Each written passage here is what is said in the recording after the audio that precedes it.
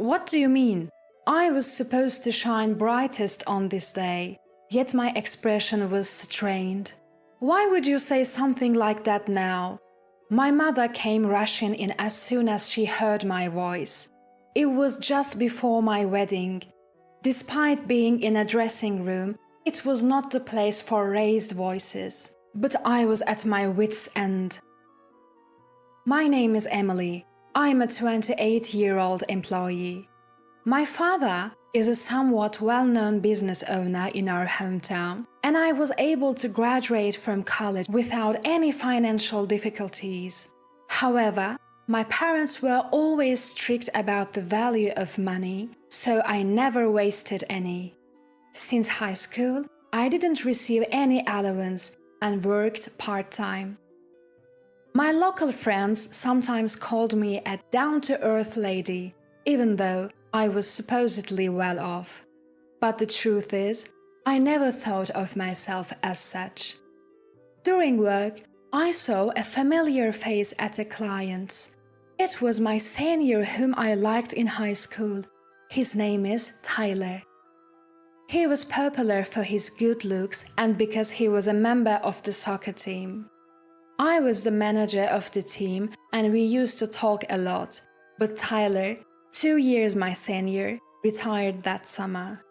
Our contact faded away and he graduated.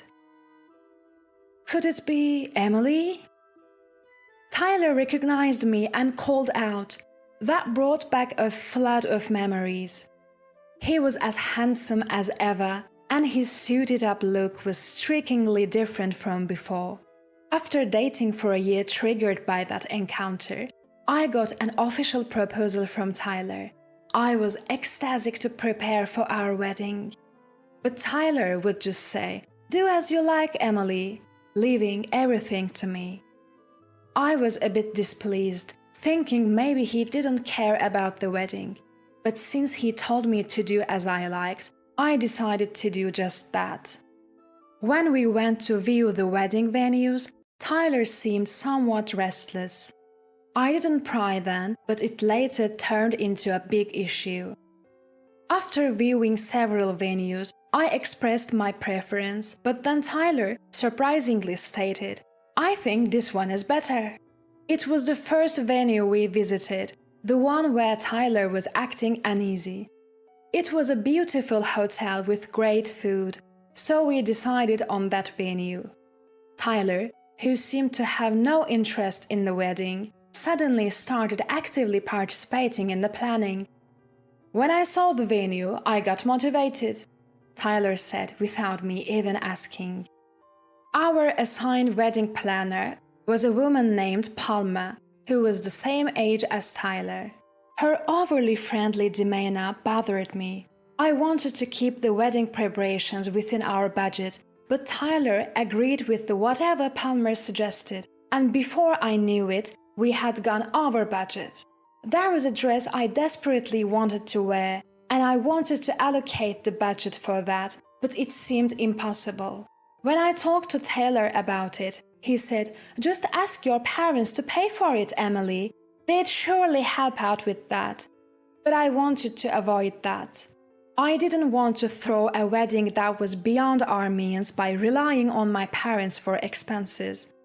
When I came back from a restroom break during the meeting, it appeared Tyler had mentioned this to Palmer, and she insisted I needed that dress. "It's a once-in-a-lifetime event. You'll regret it if you don't wear what you want, even if it means going over budget."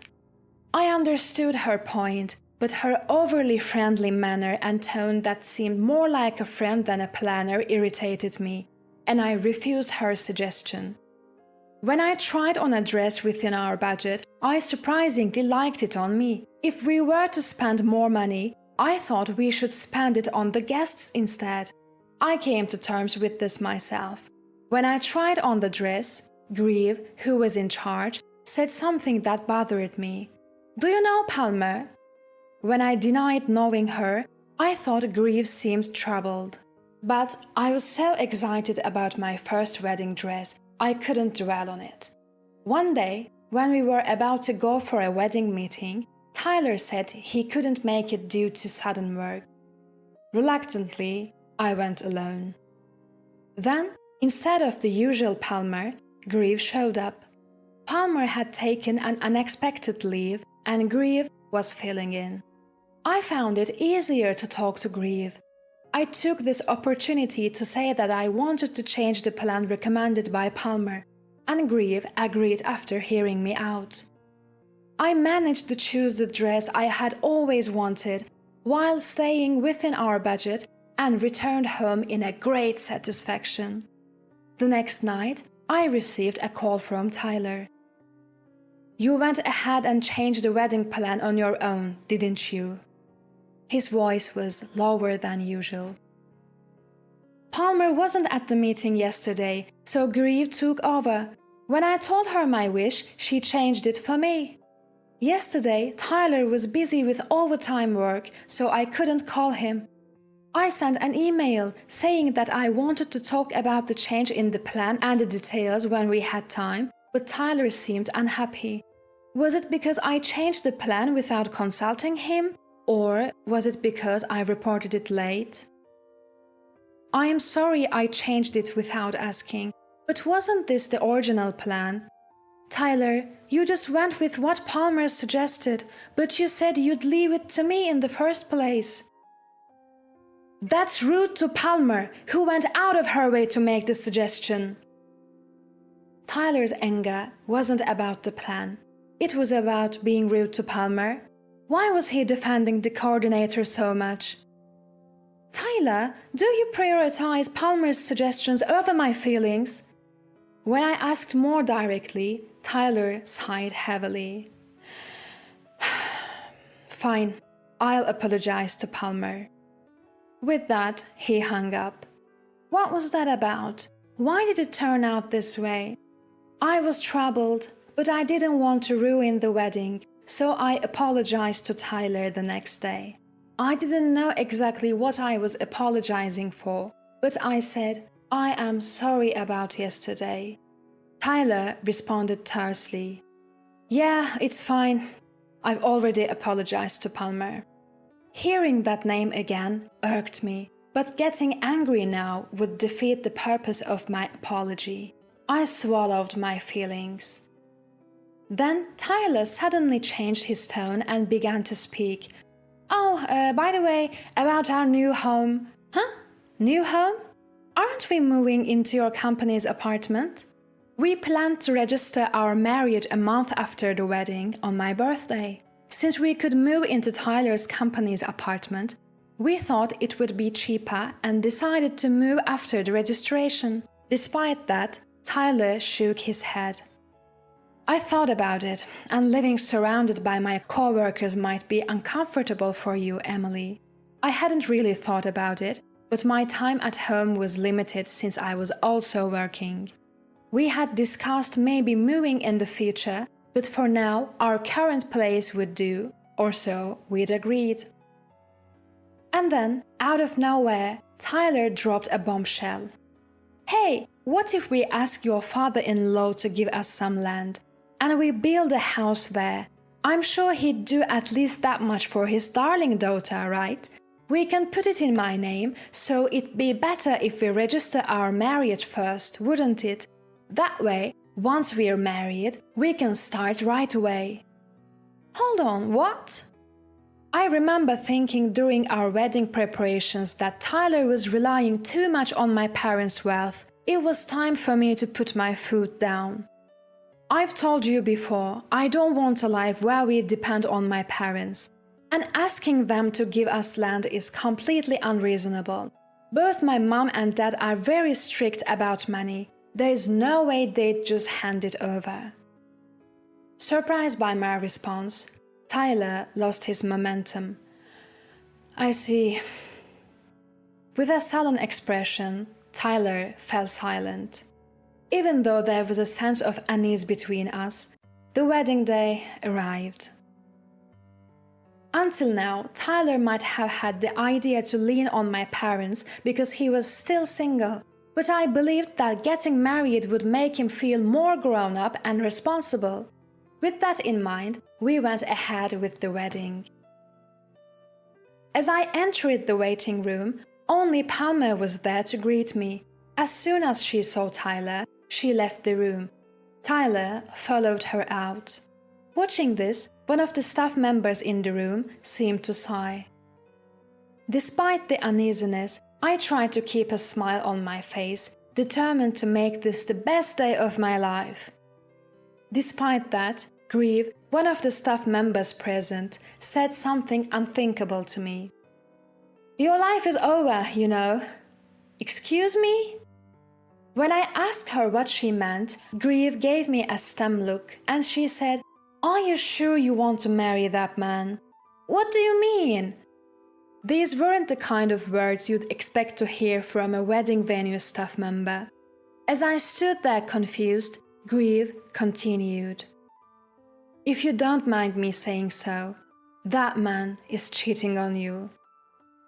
The other staff members looked away. Not understanding what was happening, on the verge of tears, I shouted out, "Why are you saying this now?"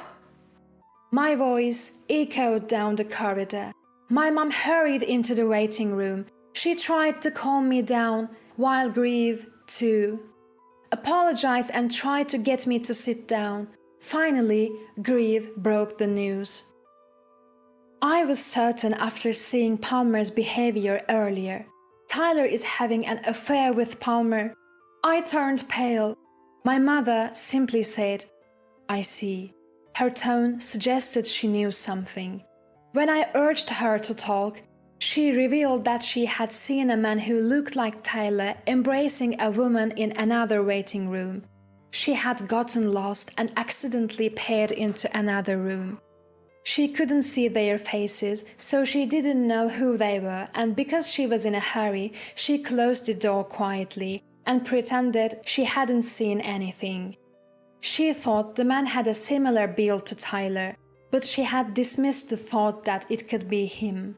The woman was wearing a black suit, and she assumed she was a hotel employee. When I described what Tyler was wearing today, my mother nodded. When Grieve asked my mother for more details, it became clear from the description of the hair and height that the woman was Palmer. My anger exploded. I was about to shout, but Grieve stopped me. "Why are you stopping me?" "Please hold on, the staff will be back soon." The staff member, who'd left a short while ago, walks back in. Mrs. Grieve takes her mobile phone from the returning staffer and brings it over to me. On the screen, I see both Tyler and Mrs. Palmer. I can hear their conversation too. "Once we are married, I get the land to build a house. If I play my cards right, they might build a house too. Then, immediate divorce." Tyler declares, chuckling. Next, a voice I assume is Mrs. Palmer's. "Tyler, you're such a scoundrel. If it weren't for me, he would have been happy with her." The two of them laughing together. From their conversation, it seemed Mrs. Palmer was Tyler's ex-girlfriend. She wasn't at the high school, so she might have been his college classmate. Apparently, they met again during the venue inspection and got carried away with the idea that it was destiny. When wealthy and handsome men come for venue inspections, she gets close to them, has affairs and causes breakups. According to Mrs. Grieve, who heard their conversation, Mrs. Palmer is a groom hunter. However, she always gets away with it because there is never any proof. Mrs. Grieve had noticed her behavior with Taylor and warned me about they might be having an affair. "You could have put it more gently," I say, cautiously. She immediately responds with an apologetic, "I'm so sorry." She had been at a loss for how to broach the subject, then blurted out, "Your life is over," as time was running out to catch them in the act. I take a deep breath and say, "Is it okay if I end his life?" I was going to bring Tyler's life to an end. After I finished changing, Tyler came in. "Isn't it beautiful? I want you to take a picture," I say. Tyler, smiling, takes out his phone and snaps a picture. "Let me see," I request, taking the phone from his hand. At that moment, Mrs. Grieve takes Tyler away to touch up his makeup. I start to search Tyler's phone for evidence of his affair. There are plenty of photos and exchanged messages. I never touched Tyler's phone, so he must have been careless. There was no passcode, and I might not have found the evidence if not for this situation. I screenshot the incriminating conversations and to transfer them to my phone. When Tyler comes back and I hand him his phone, Mrs. Palmer finally shows up. Other staff members had been keeping Mrs. Palmer busy. She had caused many grooms to call off their weddings and resented by nearly all the staff who lost their sales because of her. Tyler must have switched to Palmer's plan to support her sales. I guess he thought he could always beg my family for more money if he ran out. Thanks to the teamwork of the staff present, I was able to gather evidence of the affair. And then the reception begins. The next item on the agenda was to play the How the Bride and Groom Met movie. As the movie begins, Tyler yells out, "Hey, what the hell is this?" The screen displayed footage of him and Mrs. Palmer in a different room, acting intimately. All these were evidences of his infidelity, captured by me in screenshots. A furious yet pale-faced Tyler. I saw Palmer trying to leave the venue, but she was stopped by Grieve and her staff. The hall buzzed with commotion, Tyler's college mates looking at the pair with scornful eyes. I took the microphone. "Given the circumstances, I must apologize. Everyone will return the gift cards from the party. Please enjoy the food and treat this as a dinner party." I glared at Tyler. "So, you were after my family's money all along, huh? What's this about rekindling with an ex-girlfriend who works at the venue? Isn't it odd to speak of destiny when you're the groom and she's the staff? The red thread of the fate is supposed to be severed, right?" As I said this, I was met with applause of agreement from the audience. "I'm glad we didn't complete our registration. You were about to tarnish my family register. I'm satisfied just being able to wear this dress and take pictures. I will sue you for compensation in the divorce trial for your affair, as well as the wedding expenses." Unsurprisingly, the wedding was cancelled. I returned the gift cards to my invitees. My disgruntled father, who had witnessed everything, arranged for a lawyer, and I went hard after Tyler. He had to pay every penny for his cheating, for breaking off the engagement, and for the wedding expenses. And not just Tyler, but Palmer too. After a while, I received an apology from Tyler. It was a momentary lapse in judgment. I realized that I truly love you, Emily. Please, let's reconcile. How dare he say such a thing? People like you are bound to cheat again due to such lapses. You don't love me, you love my family's money. Well, after the hefty compensation from the divorce trial, I'm fairly wealthy now. At this, Tyler's face turned red with anger. You are a failure as a wife if you can't forgive a single lapse. Seems like that was his punchline. Well, I'm not your wife, so call me a failure or whatever you like. Laughing, I hung up the phone. Word about Tyler and Palmer spread among our classmates. It even reached their bosses and co-workers, and they had to quit their jobs. They sent me emails full of their misery, but I blocked them. Palmer abused her position to use a groom's contact information for personal use. She was sued for damages by her employer, and I sued her for compensation. She lost her job and had to work at a grocery store, looking completely exhausted. This is what I heard when Grieve came to apologize. As for me, I immersed myself in work. Work is enjoyable, but now I'm looking forward to joining a marriage party to find someone I can truly marry.